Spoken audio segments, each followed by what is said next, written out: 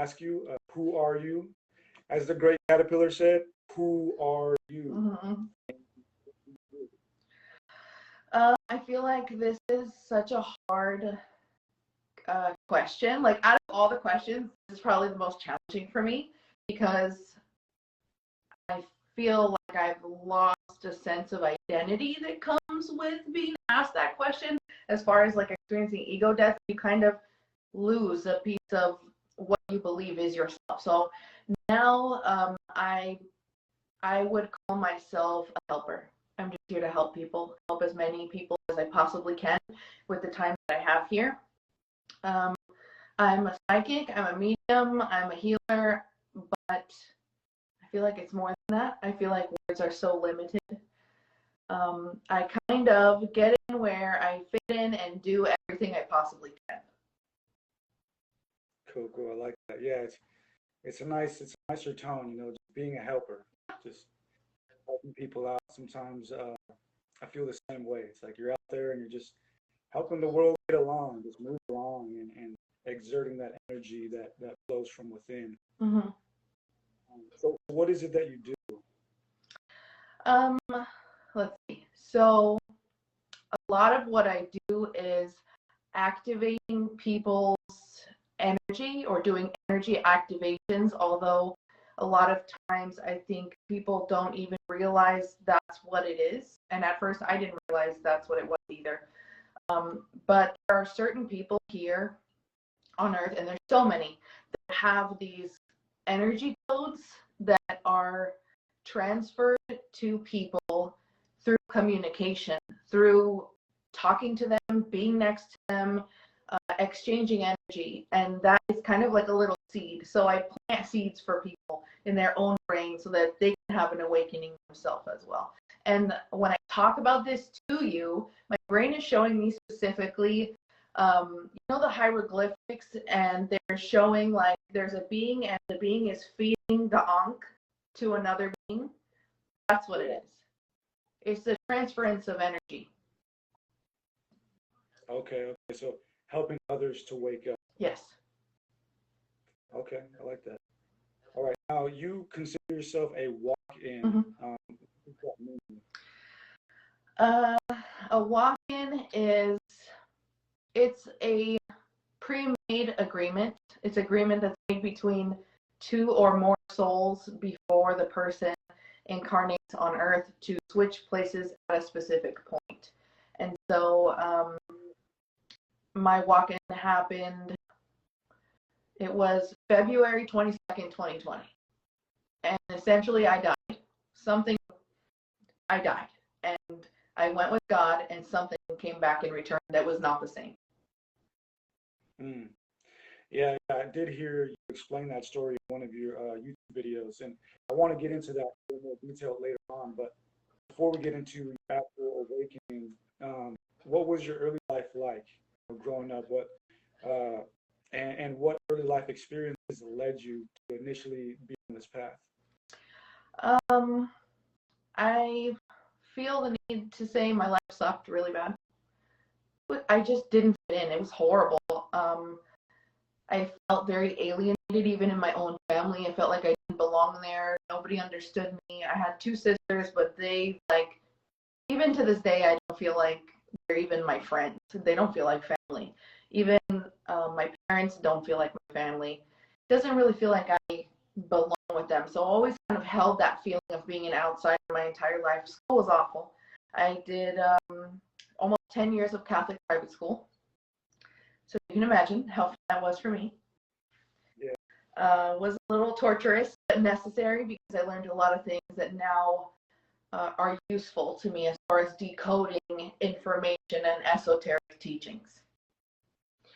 Let's see, what else? I did have one hell of a time as a teenager and a young adult with drugs and alcohol and trying to numb myself because I was constantly so uncomfortable in my body, so uncomfortable around other people, and I tried to really inflate my ego so that it could cover up who I actually was, because I wasn't happy with myself. I wasn't comfortable with myself. Okay, yeah, I remember listening to your story, and seemed like you had a very chaotic upbringing, and then you got into a chaotic relationship that lasted a really long time. And you mentioned that you felt like there was a dark entity attached to you for some time in your early adult life. Mhm. What do you think caused that entity to be attached to you? That's a really good question. I now, looking back, understand, but at that time I did not understand. I had a voice in my head showing me horrible things like violence, and it wasn't asking me to do those things, but it would just show me terrible things. And I thought that my brain was broken, and it would tell me for every minor inconvenience, oh, you don't feel like doing this? You should just kill yourself. It'll be easier. So my brain was really fucked up. Like, it was not nice to me. That's what it seemed like. It seemed like my brain hated me. It would tell me terrible things, tell me to do terrible things to myself. And one day I got so exhausted with the voices. I took medication. I smoked weed until I like passed out. You name it. I tried everything. Nothing really worked. It worked for a little while, and then it came back. Even medication, I was on it for 3 years. I constantly had to up the medication because the voices would come back, or that specific voice would come back. So I was like, fuck, there's something wrong with me. And I got so frustrated at one point. I remember, this was right before my awakening, I yelled at that voice. I said, oh my God, can you leave me alone? If I haven't killed myself yet, I'm never going to do it. So you can just shut up and go away. And I never heard the voice again. Okay, so that's good. At least you feel like you got rid of it. Yeah, I learned at that moment that that thing wasn't my brain. It wasn't my brain. It was a parasite, and it was attached to me. And by me revoking access to it, it had to go away because those things obey the laws of the universe. Yeah, I've had similar experiences, and these shadow entities, or whatever you want to call them, they are like energetic vampires, and they can latch onto you. And parasites is a great word. That's exactly what they are. They pretty much just draining you of your energy slowly, and you got to get rid of them. Yeah. You got to shake them. And it's pretty easy to do. It's so easy to get rid of them. But people are not taught this stuff. They're taught that if your brain shows you bad things and tells you bad things, that you have a disorder, that you're sick. But that's not what it is at all. It's a spiritual issue. Yeah, I guess that's a great question. How would you go about getting rid of them? In the same exact way. So I have instructions on my page for anybody that wants them. It's on there. It's called Parasite Removal, I think. Most important thing I recommend for everybody is to take energy cleansing baths with sea salt every day. I was so depressed, so anxious, so upset, just miserable my whole life until I started doing these baths, and they completely changed my life. So now I recommend that everyone does them. My spirit guides also told me anybody that does these baths consistently will have a spiritual awakening. They will. There is no, you can't fuck it up, basically. Wow. So start with that, number one. And the next thing is revoke access. So I recommend looking in the mirror into your own eyes and saying, any negative entities or energies that are in my energy field must leave now. You're not allowed to be here. And they leave. They have to. They don't have a choice. Powerful. If none of that works, call the Ghostbusters. Yeah, I mean, you might have to. But it will work, though. It will work. Oh, absolutely, yeah. I got to try that, because every now and then I try to come back. Mm-hmm. I wanted to get into your first shroom trip, but before we get into that, we already got the chat box on fire. Like, so many questions. So I want to get to some of these, yes, and then we'll get back to the conversation.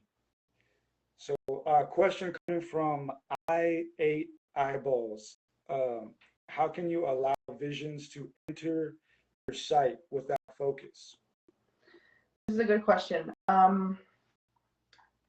For me, I started having visions, and I opened my third eye by doing those baths, energy cleansing baths. The thing with our spiritual gifts is they are a side effect of enlightenment.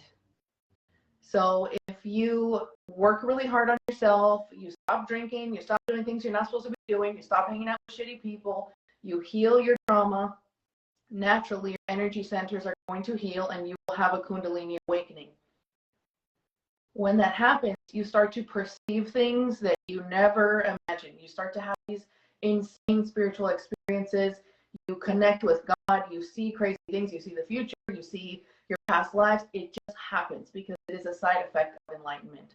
So work very hard on yourself, and also be careful with what you eat, because our food is so poisoned and it is purposely disconnecting us from our God self.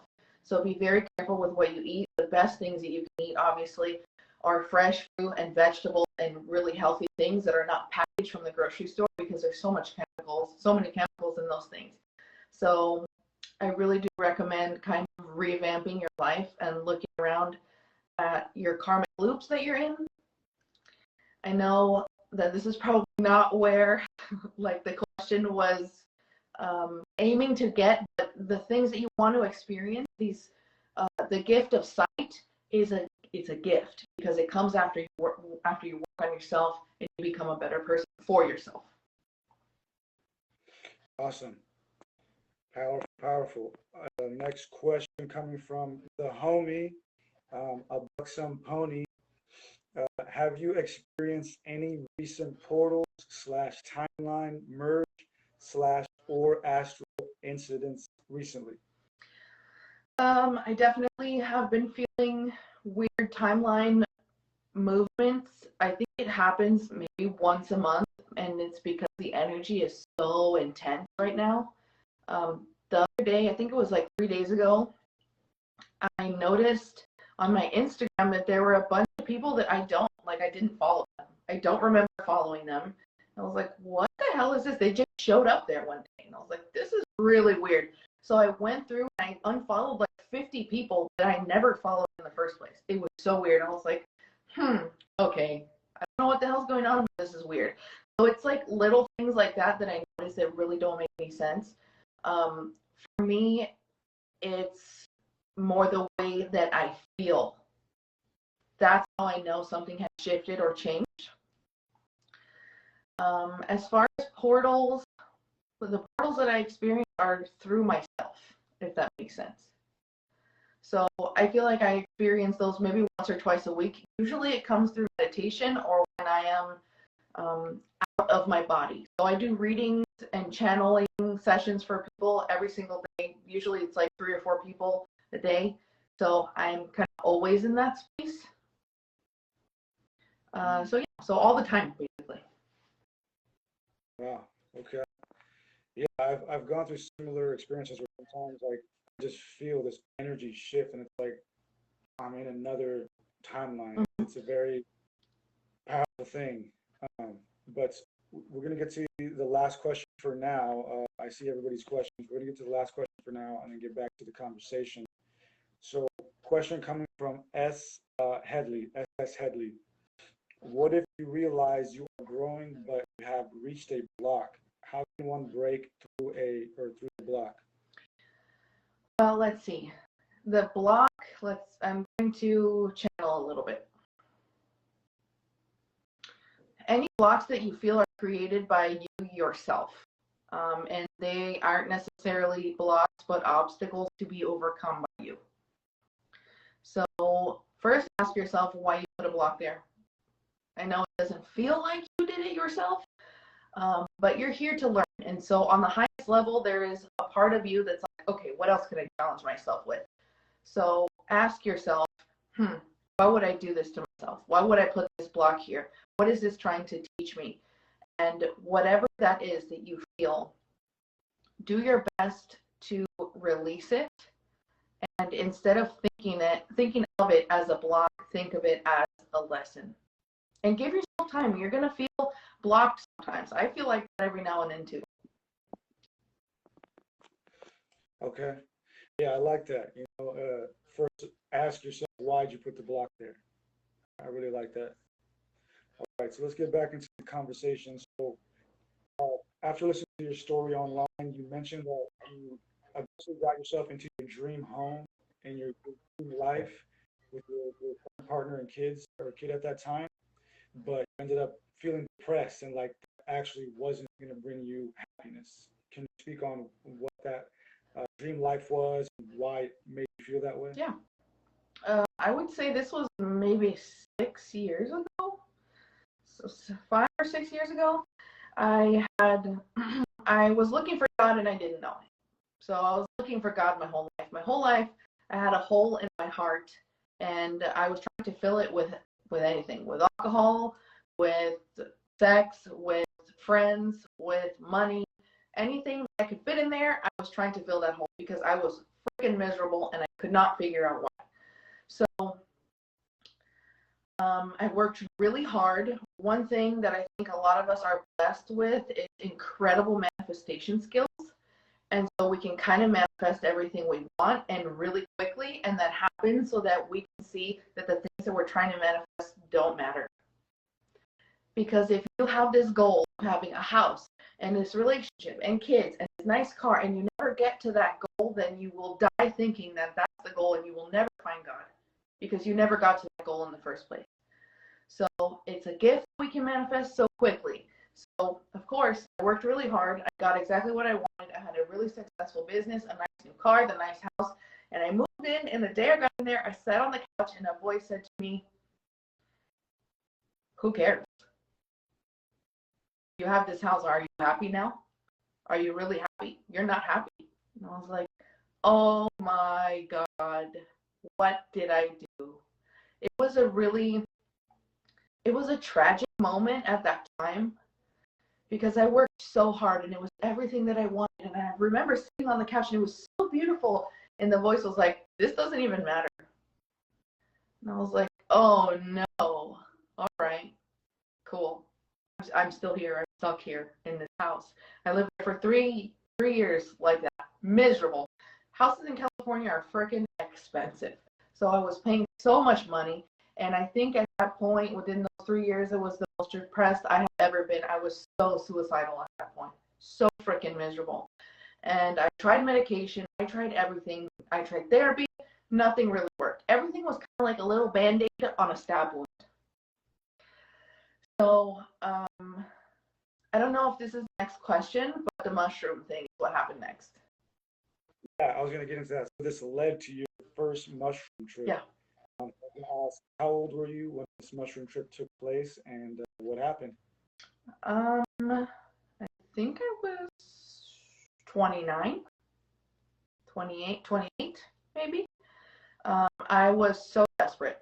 And like many people, I was listening to the Joe Rogan podcast, and he talked so fondly about psychedelics. And my whole life, it's always kind of been there, but the idea of hallucinating just felt like a really bad thing for me because I already had a hard time controlling my mind. I never wanted to be alone with myself. There always had to be something on, a podcast, music, TV, whatever. But I couldn't be in silence with my own mind because it terrified me, because it showed me things I didn't want to see. I had no control over my mind. So I always kind of was like, I don't think so. But then he talked about it and he just loves it so much. And he was like, yeah, it's really helpful for people that are depressed. And I said, you know what? Fuck it. What do I have to lose? I'm so miserable. I'll do whatever it takes to not be unhappy anymore. So we got the mushrooms, and unknowingly, it's funny because something inside of me knew what I was doing. But the conscious part, I would say my higher self, my subconscious, it brought me that medicine because it knew I needed it and it knew it was time. So I got it and I was like, I prepared it with the orange juice and everything, and I looked at it and I kind of prayed to it, which is weird because I didn't know what I know now. It was just a mushroom, and I was like, please, mushroom, help me, fix my brain. Whatever it takes, just fix me, please. And so I drank it, and I laid down on my bed, and of course, I got so sick, so freaking sick. It was a nightmare for a good hour. I wasn't hallucinating or anything, just so sick. So I threw up for about an hour, and after that, I laid on my bed, and I left this realm of existence. I was floating in blackness. I didn't have any visions. There was nothing to see. It was just black. And I felt the most unconditional love that I didn't even know it was possible to feel this way. It was bliss, and time didn't exist. It felt like forever and 2 seconds at the same time. And so I was floating there, and I felt God hug me from the inside of my body. And I heard a voice say, everything is going to be okay. And then as soon as the voice stopped talking, I snapped out of my trip completely, like it never happened. It was wild. And after that, I got so psychic so quick, and it scared the shit out of me. I didn't know what was happening. I had no idea. I wasn't really into spirituality or anything at that time. I just knew the voices got really loud, and I started to see things, more things that I didn't want to see. So I started to be able to see people's fears, and I started to be able to read people's minds. And when I was in public, I would shake because I was reacting to all the energy. I was so receptive to it. I didn't know what was happening. So the mushrooms definitely fixed my brain, but I didn't know that the natural state of my brain and, being repaired is being extremely psychic. So it kind of brought my gifts online, which is really interesting because they say that mushrooms are not good for mentally ill people because it can make it worse. But is it really making it worse?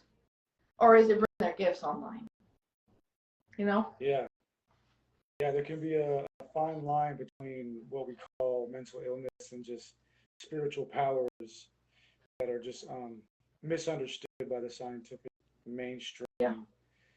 So the mushroom basically kicked on your spiritual powers, which makes sense. That's kind of what they're here for in a sense. They're our ancestors to a degree, the oldest life on this, super wise. All right, so I want to get back to some questions before we continue because we got a lot to move through here, which each of these are very important. All right, so coming from Auntie Marie, working on strengthening my clairaudient and clairvoyant abilities. Methods we can use to help other than daily practice. Well, energy cleansing baths, because the goal is to raise your vibration and move your energy all the way up to your third eye so that you have this gift of sight. If you are trapped in your lower 3 chakras, it's like you're cut off. You have no gifts on there. All you have is your intuition, your gut, because that's where the energy is.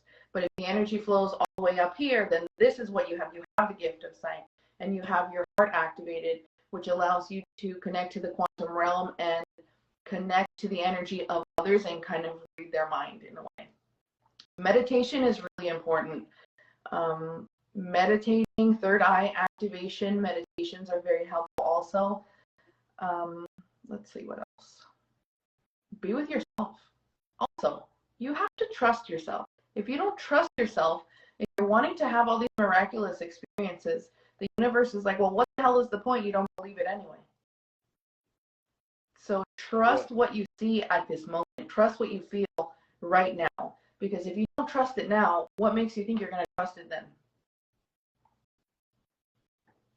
Powerful. I like that. Right? 'Cause, I mean, most of the power comes from a basic intuition. Right? Exactly. If you don't build that trust with your intuition early on, I mean, how are you going to get to the point where you listen to the spirit guides? I'm assuming I don't have the same abilities as you do. I'm gifted in other ways, just being a scholar and stuff, but I assume that's the basic process of it. Yeah. Okay, so next question coming from Erica Speaks. Tips for getting out of lack mentality and fear thoughts / patterns. Yeah, it's very important that you realize where these things are coming from. The first most important thing you need to do is find out why you feel that way. If you don't know why you feel that way, how can you deprogram yourself? It's so important that you go back to the moment that you were programmed with that information. Was it when you were little? Did you feel unsafe around your parents? Did you grow up poor? Did you have a time where you couldn't pay your rent? Something happened to you to program you with that information. And if you don't know what that thing is, then you can never reprogram yourself. So you have to do some serious shadow work.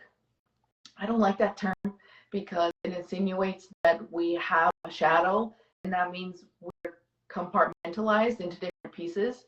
And I don't like to even think of it that way because we've just been through some hard stuff. Everybody has. And that doesn't mean that's our shadow part. That's just our trauma and that's things that we experience.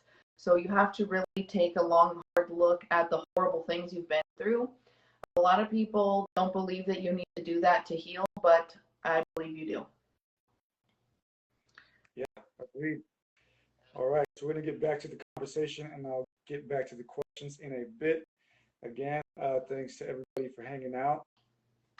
So Nicole, so you grew up in a chaotic environment, and then eventually you tried mushrooms, and it kicked on your psychic abilities, and you had this influx of just of voices and intuitions. They were preparing you for your spiritual power. But you mentioned that a series of events led you falling back out of your spiritual power prior to 2020. What were those events? And how did they cause that? Even though I was hearing voices and the voices were telling me to do certain things that led to, they basically, even at that point, they were proving themselves to be something that I should listen to, but I don't think I was ready. I don't think I was completely ready. And it happens. Sometimes the universe has to beat us into submission. Some of us are really tough and we are fighters, and that is not how you surrender to the universe. It doesn't work that way. You have to surrender and you have to stop fighting. So I wasn't ready to stop fighting. I was ready to try to find a way to make myself happy. So instead of going into isolation and working on myself spiritually, I found a new boyfriend and I started drinking, started taking antidepressants again, trying to fix myself and distract myself. So it was because of a boy. Okay, yeah, so you're kind of falling back into old habits and spiraling back down the road, however you want to view it. So, but do you think that all of this chaos and intuition was an underlying spiritual awakening happening? It was trying. It was trying to happen. I noticed that it has been increasing since the day I was born. So it's little by little, something's turning up the volume, until it's like so loud that I could not ignore it. There was I could not hear the call. So. Yeah, I've gone through some similar things where I grew up in a Christian Catholic environment, so it was very easy to demonize these intuitions and how they were trying to get through me, these awakenings. I was always demonizing them, and it kind of sucks because I kind of pushed some of that away. But now barely starting to repair that work and kind of like, yo, I'm ready now. Yeah. Because I was demonizing it constantly, and I was having some pretty awesome experiences that had I allowed myself to feel them, probably would have gained much more information or energetic boosts and stuff like that. But so you mentioned that one of your first visions, not your first, I think, was that you saw your grandma. So, and that this led you to the understanding the power of spiritual bath. Mm-hmm. What was that experience like, and what did you get out of it? So this was that the relationship I just talked about, where I fell back into the bullshit. That relationship ended. My grandma passed a year before, and I was tired. I was tired of running away. Again, I think the universe beats us into submission. I lost my grandma. She was the closest person to me that I felt like was my actual family. So she was it, and then she was gone. Even before she passed, I just had, I don't know, I felt different than I had ever felt before. And I think it was God coming for me. It was in the background. Like, I think that walk-in soul was already present, just kind of pushing me slowly, like, come on, figure it out. So she had passed. It was a year later. I broke up with that guy, and I was just really focusing on myself and trying to be a good mom. And what happened? I think my son had gotten sick. My son got really sick. Nobody knew what was wrong with him. We thought he was going to die. It was horrifying. It was a whole week of this. And that was it. That's all I needed. The universe, that was it. It like knocked me out with that one. And that whole time I felt like I wasn't even in my body. It felt like something else came in and took over for me. I was not present. I don't even remember most of it. My son got better, of course. They still never figured out what was wrong. And a couple weeks after that, I just broke down crying because something didn't feel right. I didn't feel like the same person. I didn't want to do, I had this whole business for myself, and I was like, I don't care. I don't care about this anymore. I don't want to do this shit. I just want to be a mom and live on a farm. I'm over it. And so I was crying, and I had made my grandma an altar. I made her an altar, and I was just crying, and I was like, I miss you so much, and I don't know what the hell to do. And I was sitting on my bed, and I felt her. I felt her, and I smelled her next to me. And I was like, oh my God, I think she's talking to me. And I kept having these vivid visions, so vivid, of myself 2 or 3 years old in a spiritual bath and her doing the bath for me. It was like she was harassing me with the vision. She wouldn't leave me alone. It was constant. And I was like, I think something is trying to tell me to take a bath. Fuck it, I'll just do it. What's the worst that could happen? I'll just try the bath. Instantly after the first one, I felt a lot better. I was like, you know what? This is the most relief I have ever had. Even with pills, with the alcohol, with the weed, you name it. This is the best relief I've ever had. This is nice. I'm going to keep doing this. So I kept doing it every single day. And she kept communicating with me and helping me heal the wounds that I had acquired from having a somewhat abusive mother. So she was my first spirit guide. That's awesome. That's awesome for your grandma to be your first spirit guide.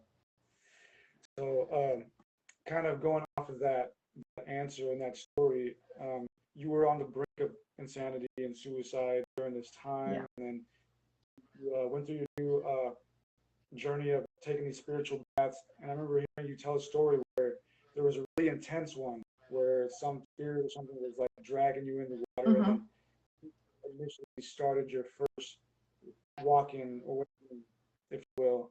So what was that experience like? So I had been doing those baths every day because they just made me feel so much better. So I think it was maybe 2 or 3 months of those baths, and I didn't know what I was doing. I really didn't know. I just knew that they made me feel a little better. And my grandma wasn't like, hey, do this. This is going to happen. She just was like, start the damn baths already. So they didn't really spell it out for me. They just kind of gave me the hints here and there. Just do this. Just do it. And I was like, you know what? Okay.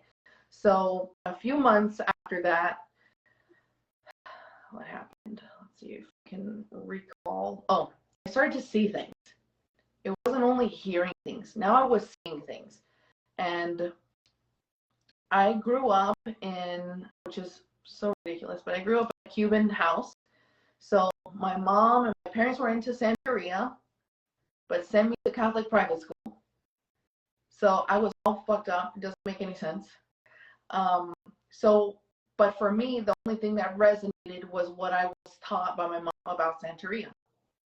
So I had been putting, they're like saints. You can call them saints. That's what they call them. But they are these spirits that they believe protect them.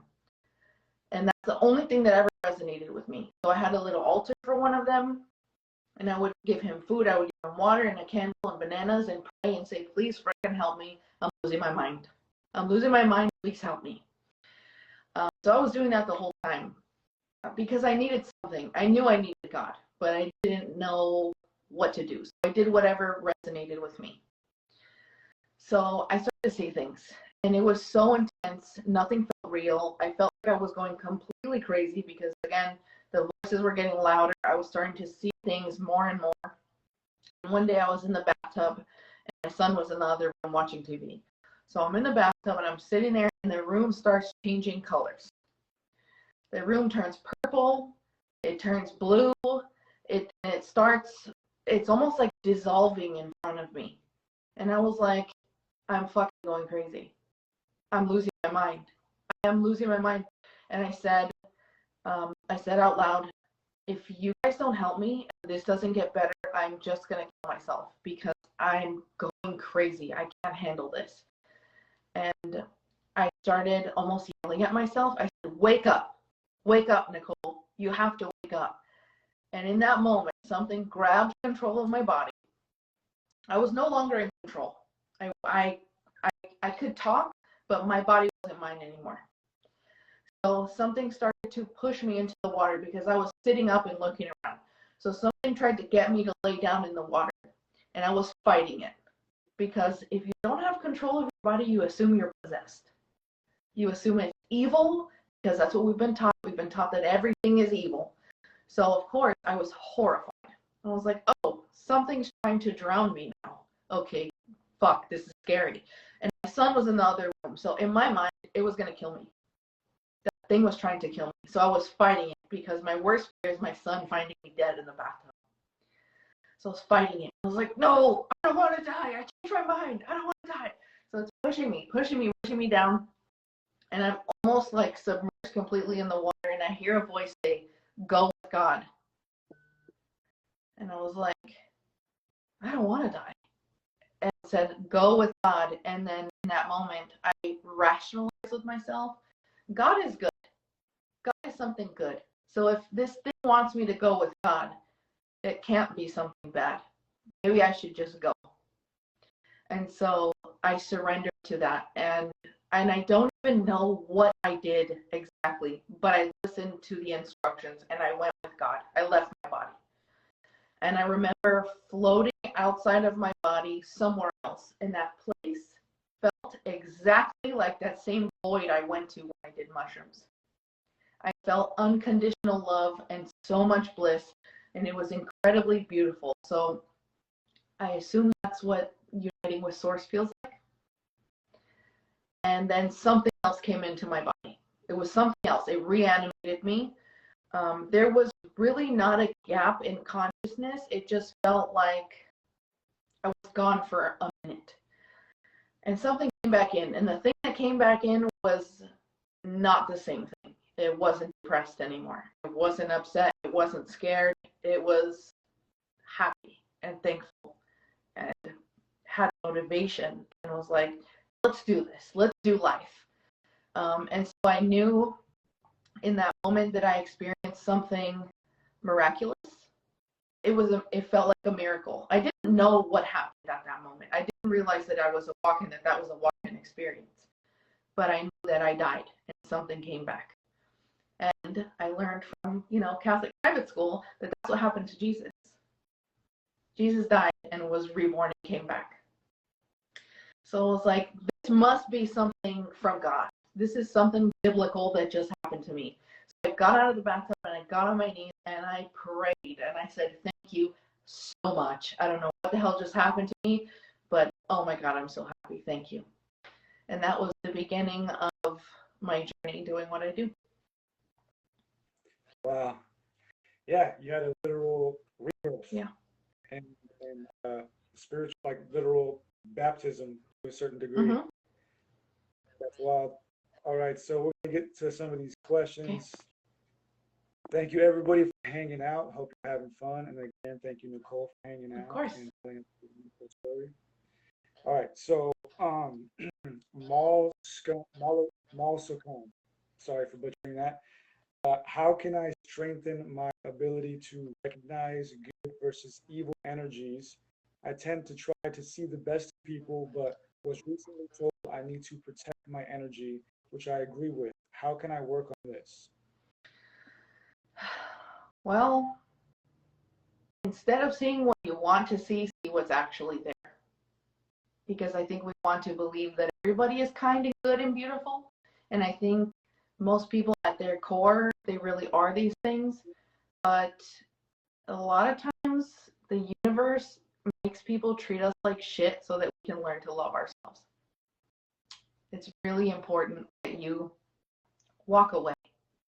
Walk away from these types of people because they're never going to do what you want. They're never going to treat you the way you want. This is a test for you. If you don't walk away, then you don't love yourself. It's very important that you love yourself enough to walk away from someone that you love. It doesn't matter how much you love that person. You have to love yourself more. That's what we're here to learn how to do, to love ourselves so much. Because when someone treats you horribly, they are doing something wrong. I wouldn't call it a sin. I hate that word. But they're doing something they're not supposed to be doing, and they're racking up karma for themselves. And you kicking it there and allowing them to treat you horrible, you're helping them rack up karma. So you're doing something bad. You're not supposed to let somebody treat you terribly. By walking away, you are hopefully teaching them a lesson, and you're doing the right thing from yourself as well, for yourself as well. So if somebody's not nice, stop talking to them. Stop trying to change them. It's not your job to change them. If they want to change, they'll change, but you don't wait around and see what's going to happen. Protecting your energy is as easy as saying, no, thank you, I'm not going to deal with that. So if someone's like, hey, you want to hang out, but they treat you like shit, say, no, I don't. I don't want to hang out with you. You're not nice to me. Have a nice day. And I know this is very hard. It's very hard for people to do that because they want to be loved and accepted. But that person doesn't love and accept you anyways. So stand up for yourself. If you are loaded with shitty energy from hanging out with all these people, start energy cleansing baths as soon as possible. Awesome. Yeah, I totally agree with that. You know, you definitely absorb the people that you have around you. So pick people that make you feel good. Right. People that respect you and care about your feelings. Absolutely. All right. So again, everybody, if you have questions, throw it in the question box. I see some questions in the chat, and I would love to answer those, but we got to respect time and process. Just throw them in the question box. So coming from Auntie Maria Lani again, what up? How are the salt baths different from being in the ocean daily/weekly, or is it the same? If you can go jump in the ocean every day, do that. That's way better because that's what we are mimicking with the salt bath. That's the goal, right? To jump in the ocean every day because the water is our mother. So if you can go jump in the ocean and ask it to cleanse you, do that. If you can't do that, saltwater baths at home. Dang, I love that. I really do. Wow, I need to go to the beach now. Yeah, go as much as you can. I would always see it that way. I don't know why. Like honestly, I would go to the beach and I had this practice where I would just walk into the beach. You know, it's cold, so you kind of have that hesitancy or reluctantness. But I would just walk in it, you know, and just fight that feeling of the cold and just I always say that. I would always say that like this is my mother. Like I say, what up, mother? Like, just give me all what you need to give me. You know, give me the pain. Beautiful. So beautiful. I like that. All right. So coming from Rach 34 Herb, there is a gang stalking phenomenon perpetrated on awakened people. Is it controlled opposition or 4D entity shadow world? Any ideas on clearing? I think I have an idea of what you're talking about, and I've kind of witnessed it with all like the fake pages that people are making. People make fake pages of spiritual people, but I recently have noticed that they're doing it to literally everyone, to restaurants pages, to like farming pages, like everyone. And I think that there is an uptick in scammers, all kinds of scammers right now. I don't know why. I mean, the world is really crazy. I think people are just trying to survive. I don't feel like anyone is coming to get me. I feel extremely safe. I feel like even if they tried, it's like laughable because we are so protected. Like it's crazy. The universe is literally on our side. It's not on their side. So no matter what they try to do, they're going to fail. Okay. All right. Let's get to one more. We'll get back to the conversation. Misty Low 411. How do you make a subconscious decision, especially if you don't know what the decision is asking of you in order to open your spiritual gifts up? Well, I think it's very important to sit with yourself and get to know yourself. If you don't know what your subconscious wants you to do, you have to spend a lot of time with yourself. I think we surround ourselves with people constantly. And it's very important when you're going through anything spiritual to isolate yourself. We're also taught that isolation is bad and antisocial and it's unhealthy. That's a bunch of bullshit. If you don't know yourself, how can you know what you want? You don't know what you want because you don't know you. You know the you that hangs out with this person and that person, and you define yourself with your hobbies and who you hang out with and your trauma that you've experienced. So instead of having that identity, deconstruct all of that shit. Hang out with yourself. Journal every single day. Break down this fake personality that you have constructed that is the ego. It's not real. You do not have to define yourself by your stories. So it's very important to get rid of all that extra crap that you think is you, but is not you. And what is left is your higher self and your subconscious. So you really have to get to know yourself, because how can you even communicate with that version of you if you don't know yourself and you are not alone with yourself? Also, trust your emotions. Your emotions are literally talking to you. That is how your higher self communicates with you. If you get invited to a party and your body is rejecting it and you're just like, oh, I don't want to go, oh, I don't want to go, I don't want to go, don't go anyways. Your body's telling you not to go. Someone's telling you not to go. If you don't listen, you're going to go and regret that you went. Listen to yourself. It's extremely important. Your subconscious will communicate with you through visceral emotion. Pay attention to it and honor it. And stop worrying about what other people think of you when it comes time to honor your feelings. Awesome. For sure. All right. So you had that wild experience in the path where you were pulled in and then you officially were rebirthed and you found your new powers. Mm-hmm. So what new abilities did you acquire and how did you start to use them? Well, at first I didn't really know what my powers were. I didn't really understand it. I know that I was seeing things, crazy things. I was seeing my past lives. I was seeing just wild shit. I was seeing like my great grandma's life in Cuba, which I didn't know about. I didn't experience anything of it. And I even asked my mom, I was like, did she live in a blue house? She was like, yeah, her house is blue. And I was like, what the fuck?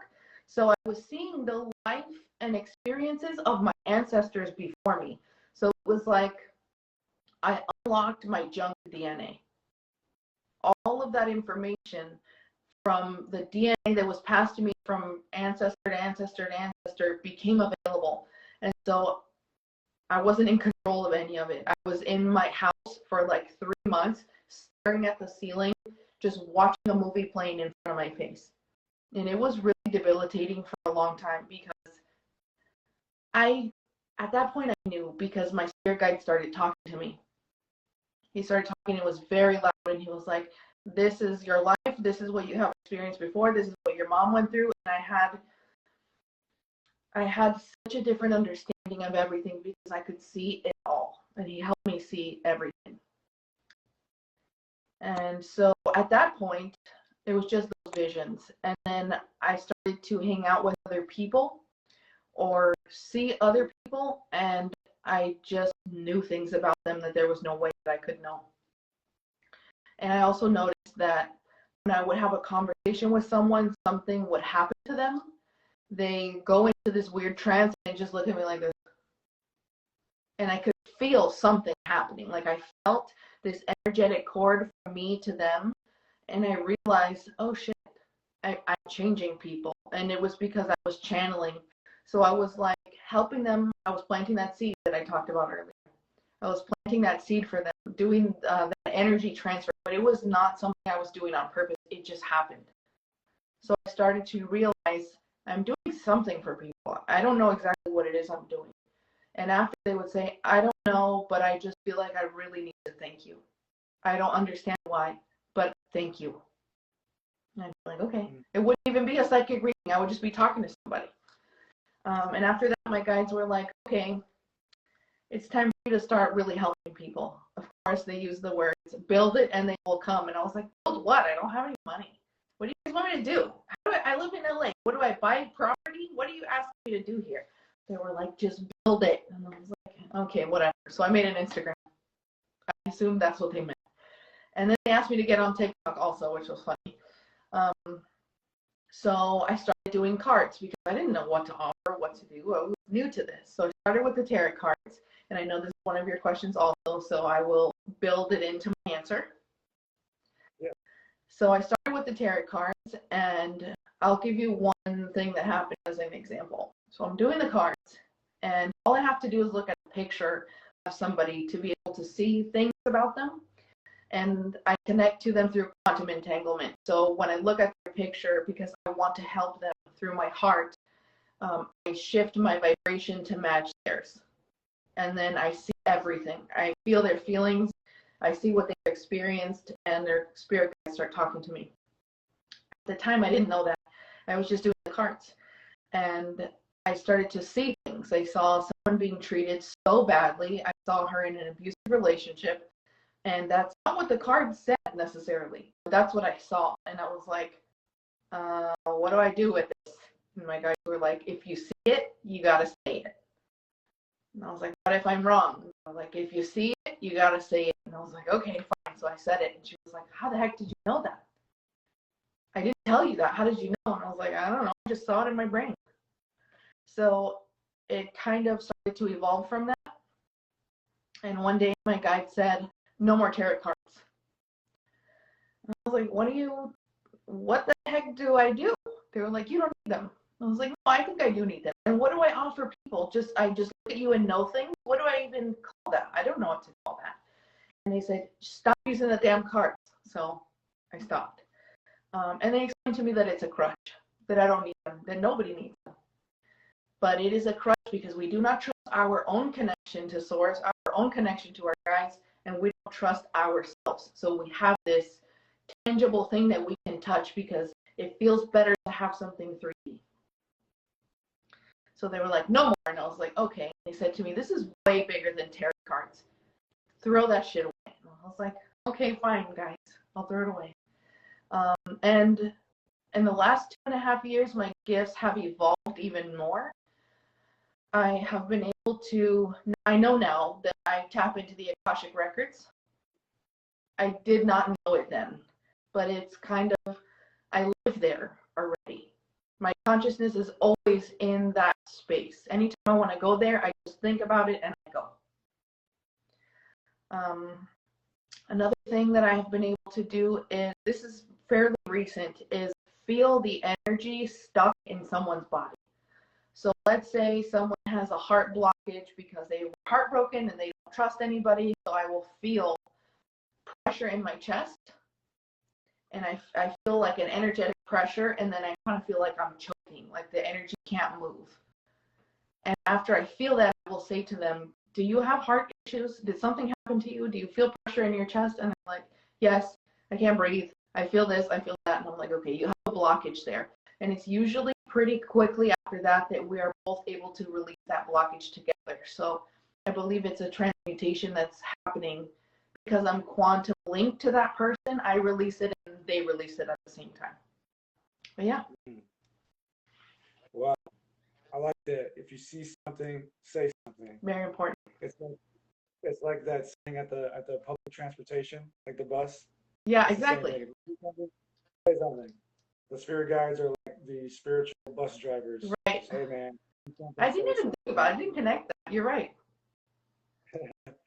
For sure. So obviously I have a lot of questions for you. We pretty much moved through half of my questions, but I think at this point it'd be important and probably more beneficial just to get to the audience's questions, the chat's questions.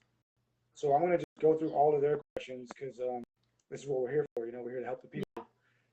So I'm going to move through all the questions I have now. If you have any, go to the question box. And also, just as a warning to you, Nicole, in the chat, sometimes Instagram will kick the live off after, like, I think, an hour and a half or something. Okay. So if it does happen, I'll warn everybody, and we'll just restart on a new live. Okay. And if I don't get your question, if that does happen, just re-ask it because it's going to delete. All right, cool. So back to I ate eyeballs. Any words on how to heal procrastination? Let's see. Well,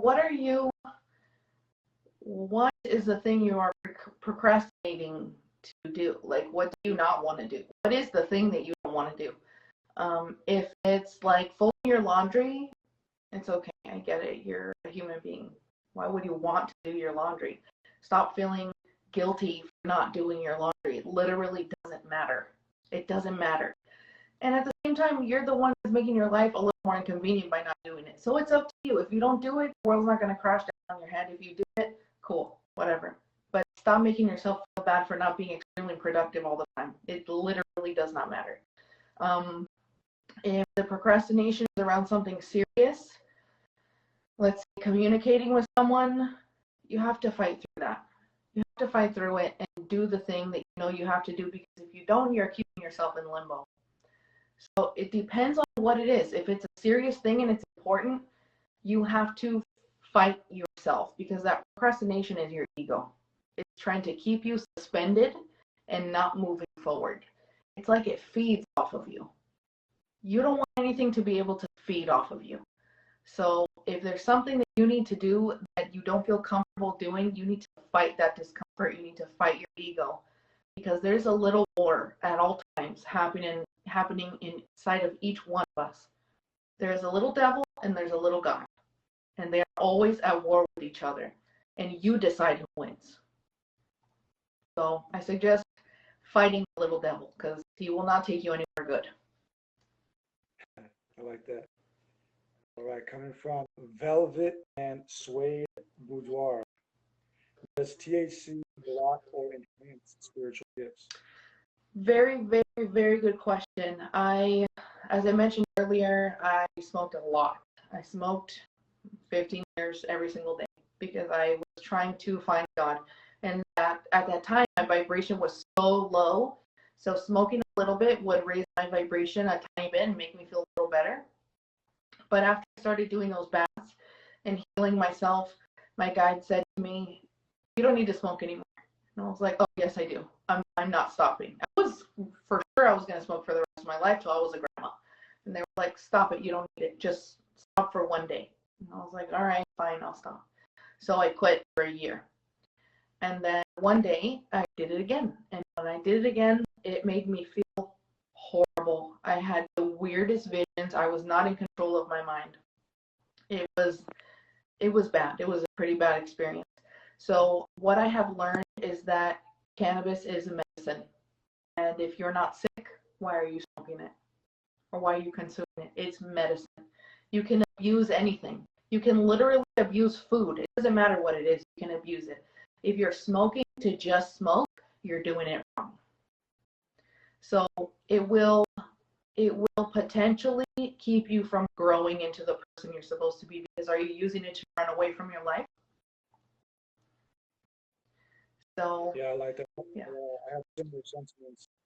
Started smoking weed, cannabis, and when I was like 12 years old, and then they say usually scientifically that once you start smoking cannabis, you kind of stay in that maturity your entire life, which is a wild thing. Yeah, I kind of had to grow with the same relationship. Just use it as medicine, use it for powerful purposes, stuff like that. Anyways, when I do smoke these days, I can't really do anything other than play guitar. Like, that's all I want to do when I smoke. So can't get work done when you want to just play guitar. yeah. So chat, my bad. I was looking through the questions the wrong way, so I was reading the most recent ones. So let me get back to the oldest questions.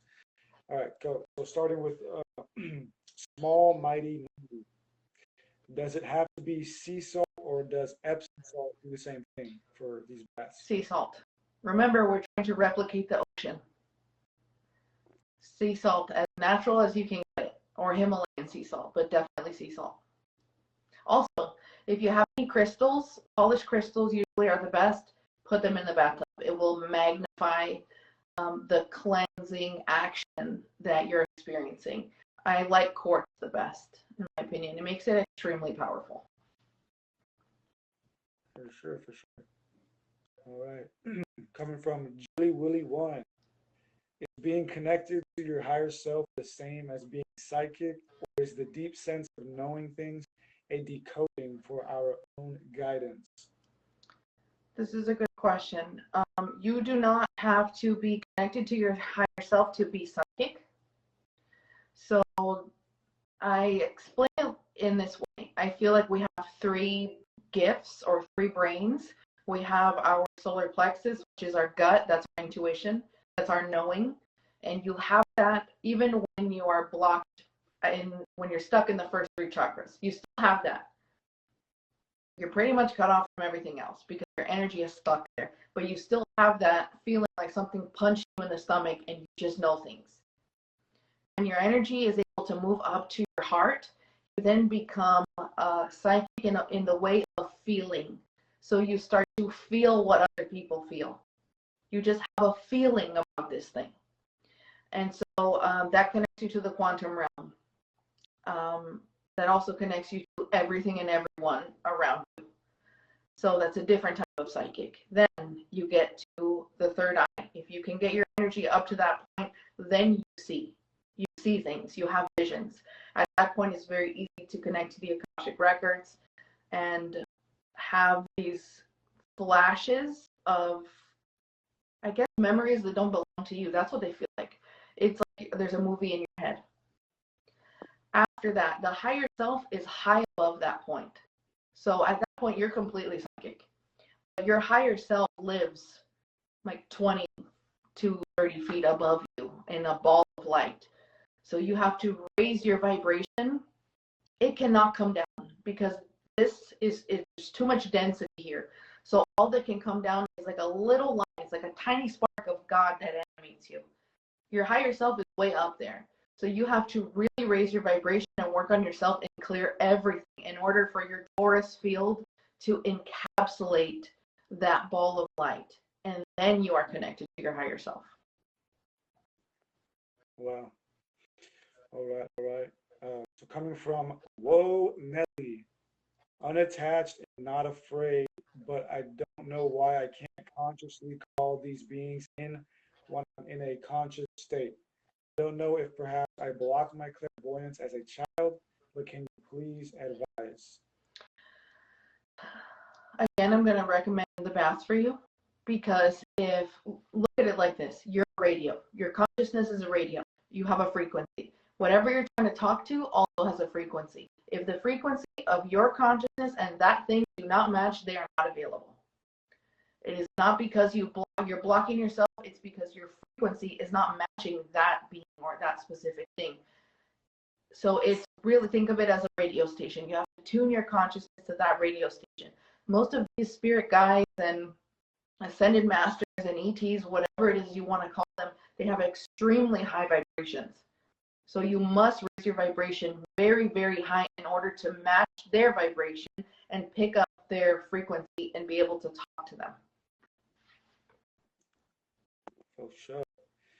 Let's see here. Coming from Fanny92. How to move past fear. After ayahuasca, my whole perception changed and panic and anxiety became more apparent, and sometimes I feel like I'm going insane and don't know how to handle it. Well, let's see. One thing that I learned, I used to have a lot of fear too. One thing that I learned is that everything is okay even when it's not okay. What's the worst that can happen to you? You die. That is a beautiful blessing, a wonderful, incredible, magnificent, beautiful experience. So even if the worst thing that you could possibly ever imagine happens to you, it's still a beautiful blessing. So there is a different way to look at things that you need to explore. It's not going to go away overnight because the chances If you have experienced this your whole life, you're still going to be experiencing it. You have been programmed to be afraid. The world programs us to be afraid. So I'm positive you experienced some kind of programming as a child from your mother and father to be afraid, to think that there is something to fear. So explore your programming, see where it's coming from, and continuously remind yourself that everything is okay even when it's not okay. Because it is. What's the worst that can happen? You go with God. It's the best thing that you will probably ever experience. I died, remember? I went there. It was amazing. It was the most beautiful feeling I've ever felt. For sure. Yeah, explore your programming. I like that. Sorry, I just knocked my light Okay. off my phone.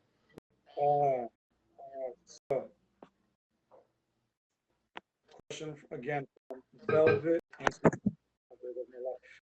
and Suede Boudoir. How do you encourage spirituality with your children, and what parts of this journey do you share with them? I just went through an awakening, and I'm always confused on how to address it with my kids. This is a really good question. I don't want to freak them out, but I also don't want to lie to them. So I'm very honest with my kids. I teach them that God lives in them and not in the church. I teach them that they are not guilty and they are not bad, that they are good naturally, that they're just born that way. Basically opposite of everything the church teaches you. I teach them about if they have negative thoughts to tell those things to go away. If they feel something that scares them, to tell that thing to go away. So I teach them, I guess, the bare minimum of what they need to know. I do teach them a lot about healing and forgiveness because I think that is the most important thing. Basically, skills that will help them not be traumatized. I teach them that people only treat them the way that they feel about themselves. Things like that, so that they, when they're in the world having these experiences with people, they are emotionally intelligent and don't internalize the way that they're treated. I like that. Yeah, and if I could add my experience with my parents, my mom was Christian, my dad was Catholic. My mom's side of the family was always like trying to spook me with like demons and hell and devil. But my dad like never spoke about any of that ever.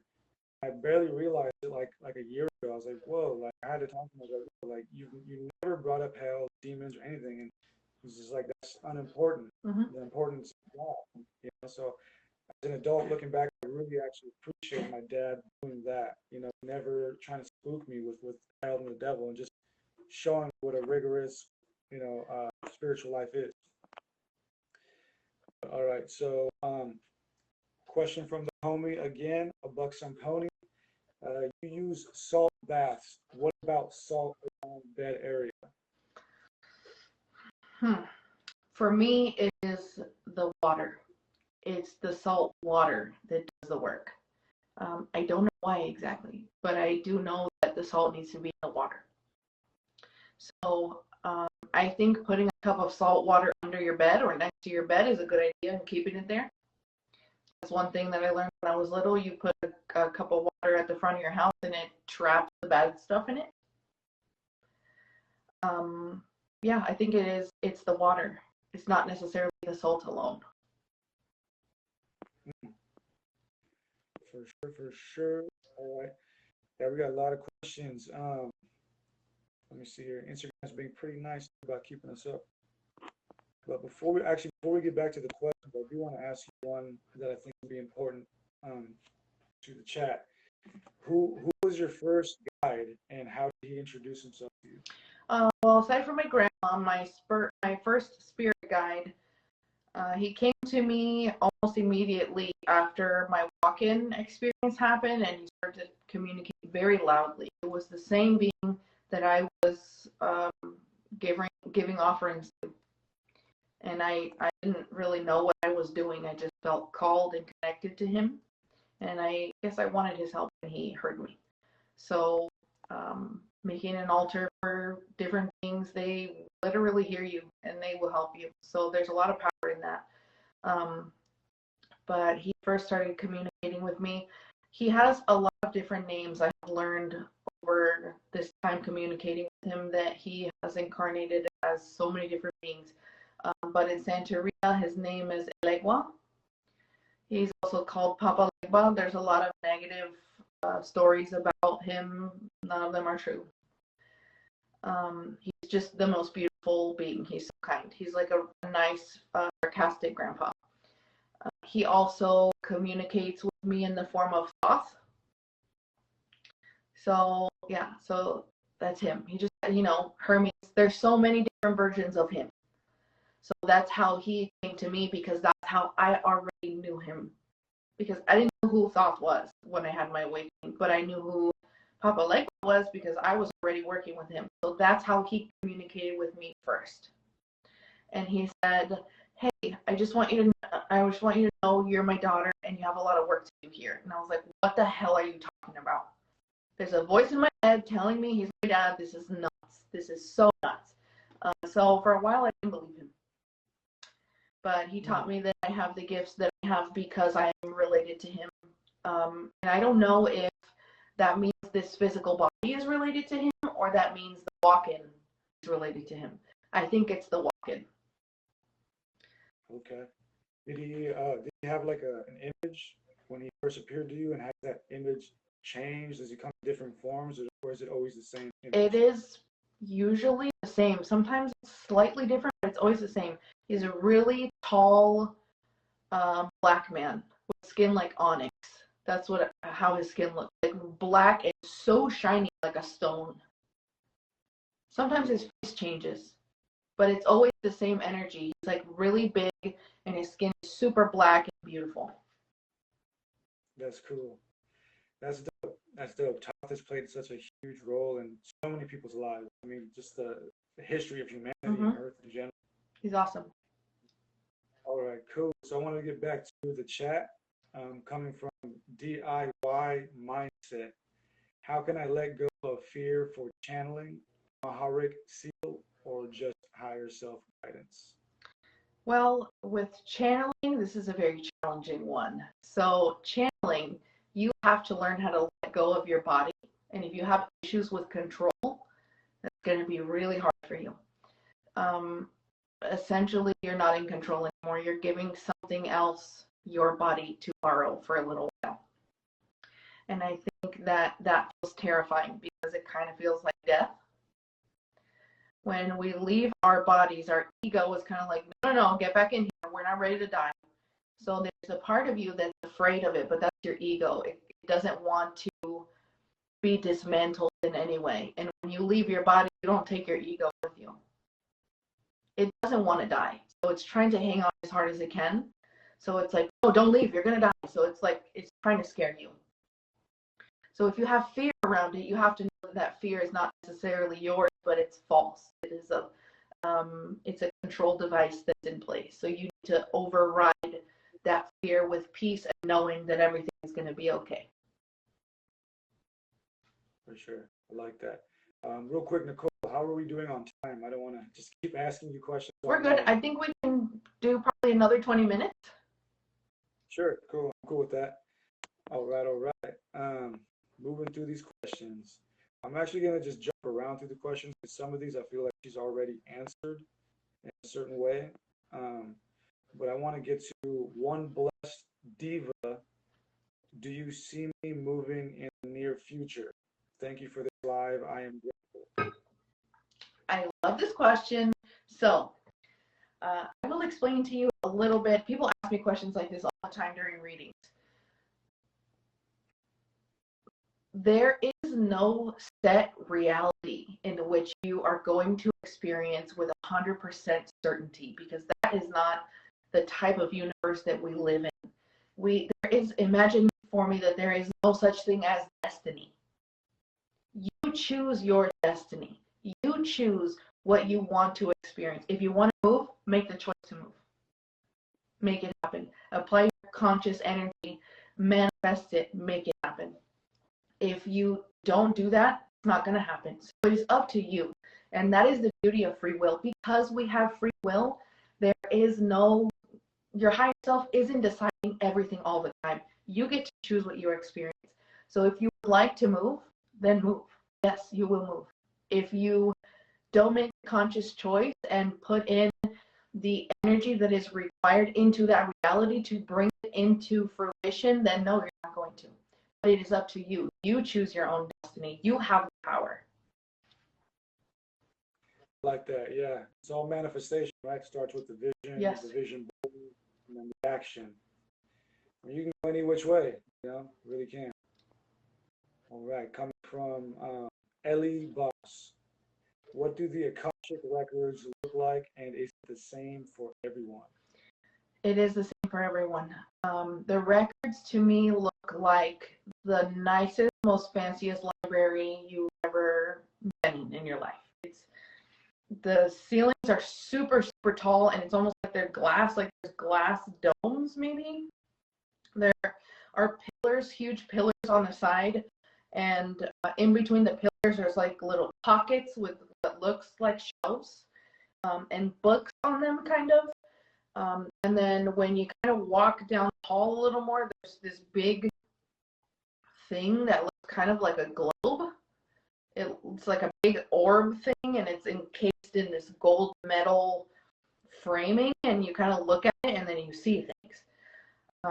When I go into that, that's what I see when I move into that space. But once I start exploring information, it feels kind of like an endless filing cabinet. So it's like in cartoons, when you open the filing cabinet, it just goes and goes and goes for miles. It feels a little bit like that because there is no limit. It's not like a book you're checking out. Yeah, that's dope. I love libraries, so it must be like super nice to be there. It's really cool. So coming from B Men's Fire 5, is there any significance to hypnomorphic dreams? I saw a TV appear with a number on it. I think that every dream we experience, I don't think anything is random at all. I don't think there is any such thing as random or coincidence. I think that our guides and our higher selves like to give us these little breadcrumbs. So at the moment, that won't make any sense to you, but it's a puzzle piece. And that puzzle piece is stored in your consciousness. And when you find the other piece of that puzzle, that original piece will come up and be like, hey, remember me? And you'll say, oh shit, this is somehow related to that other thing. So it is like, think of it as like a long game.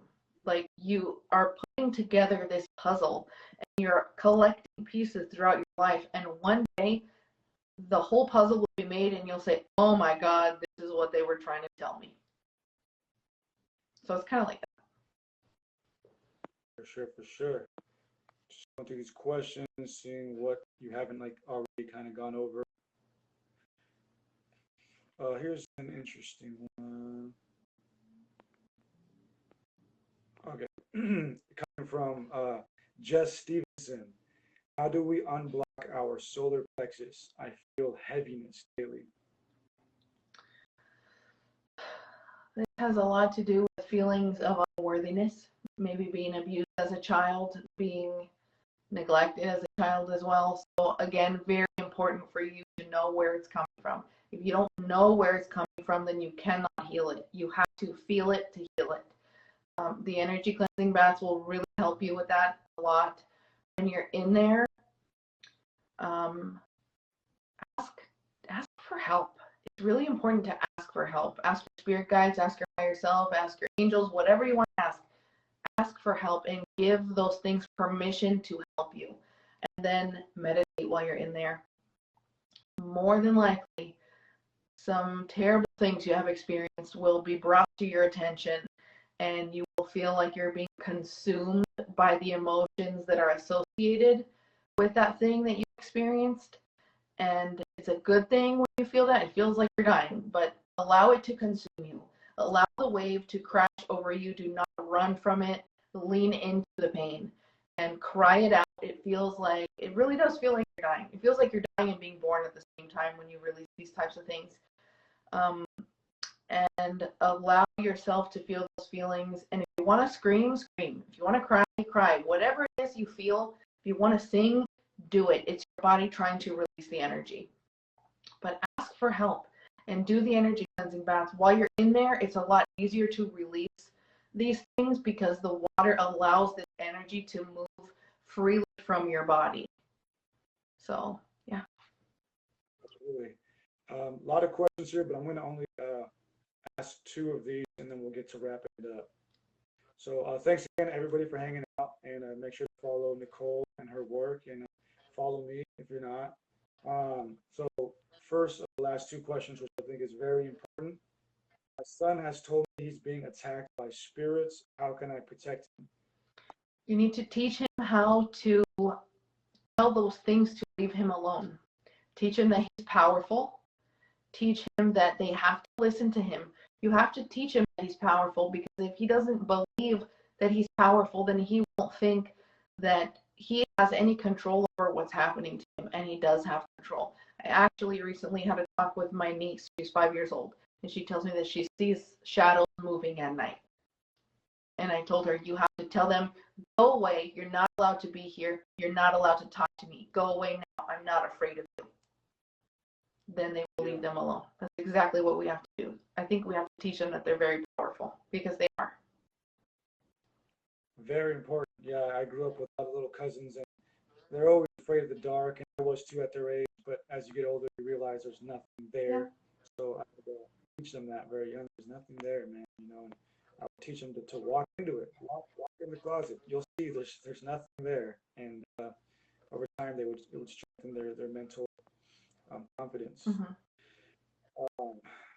All right. So last question from the chat, coming from Edna RH. I'm going to word it a little differently to be more broad, but basically they're asking, how does one know that they have these abilities? How can you tell that you are clairvoyant or a walk-in? How do you know that you have these abilities? Super easy. Everyone has them. Everyone. Every single human being has them. Again, it is just a symptom of enlightenment. That's all it is. You don't have to be born special or born with a gift or any of that. It is literally just a symptom of you healing yourself and having a spiritual awakening. It just will happen to you. It's not something you really have to try to do. You can meditate, you can call it in, you can practice, but if you just start healing yourself and raising your vibration, it's just going to happen to you. It won't even be something that you have to even try to do. We are born with a connection to source. That's just our natural design. That's how we were made. But our connection has been severed because of the world that we live in. They want to keep us afraid. That's how they can control us. They've kept our energy trapped in the first 3 energy centers of survival. If we're in survival mode, we have no access to our God self. So wow. You got to release that programming. Everything society has taught you is bullshit. It's a lie. It's to trap you. Absolutely. For sure. So my last question is just, what about your message do you want people to know? Oh, this is a hard one. I want everybody to know that no matter how horrible your life seems like it is, no matter how fucked up you think you are, no matter what you have done, what you have experienced, there is hope for you. You can find bliss. You can connect with God. You can live a life that is so perfect and beautiful. It's unimaginable. You can have that. If I can have that, you can have it. You just have to stop running from yourself. Stop running from your pain. Stop running from what has hurt you. Surrender, turn around, and open your arms to those things and allow them to consume you. And I know that sounds counteractive because it doesn't fucking feel good. It hurts really bad. It feels horrible. But there is no way out. There's no way out of it. So you gotta stop running. Just sit with those things and say, okay, things, what the heck do you want to teach me? Why are you even here? You can find peace, and suicide is not the answer. What you're looking for is it's called a little death. It's ego death. You think you want to die, but you don't actually want to die. the part of you that's in pain wants to die. And that is not your whole self. Wow. I love it. Well, I had a great time. Me too. Thank you again, Nicole. Thank you, everybody in the chat. For those who aren't familiar with you, Nicole, would you like to tell them where to find you? You can find me on my Instagram. It's at the Highpriestess11. Be careful because there's a lot of scammers out there, so make sure that's exactly what it says. No extra anything. Yeah, I'm there. You can find me there if you need some help. For sure. Thank you again, Nicole. I had a great time. And signing off, thank you, everybody. I'm Master Targetti. Hope you had a great time. Namaste. Peace. Bye, guys.